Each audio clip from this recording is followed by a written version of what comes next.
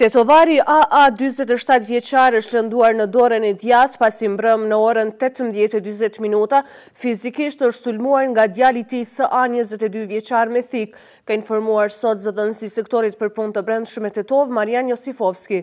Sipas informatave, policia e ka arrestuar djalin i cili ka qenë në gjendje të alkoolizuar. Në koordinim me prokurorin publik, SA është mbajtur në stacionin policor në Tetov dhe i është marrë thika për ekspertizë. Sipas informatave të para, arsyeja e sulmit fizik ka qenë mosmarrëveshjet e mëparshme familjare, ndërsa policia ka ndërmarrë masa dhe aktivitete për ndriçim të tërësishëm të rastit, tha Josifovski. Elektromontuesi 52 vjeçar LH nga fshati Raven është lënduar rënd pasi dje rreth mesditës është rrëzuar nga një shtyllë druri, derisa ka punuar në ndërimin e kablos elektrike në rrugën Ilindenska në dalje të Gosivarit, informon sot sektori për punë të brendshme Tetov. Gjatë rrëzimit LH e ka thyer nën gjurin e majt, krahun e djathtë dhe komblikun. Shpejt është dërguar në spitalin e Gosivarit, ndërsa pastaj është transferuar në klinikën e Shkupit.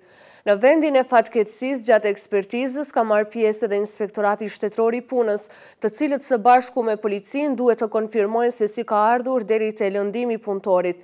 Nga sektori për punë të brendshme Tetov informojnë edhe për një rast tjetër të fatkeqësisë gjatë punës në rrugën Sretko Krstevski, gjatë ndërrimit të gypit të ujësjellësit.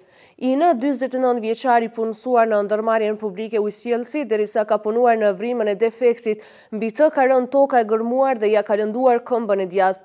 Edhe në këtë rast është kryer ekspertizë e ekipit të SPB-s Tetov dhe Inspektoratit Shtetëror të Punës.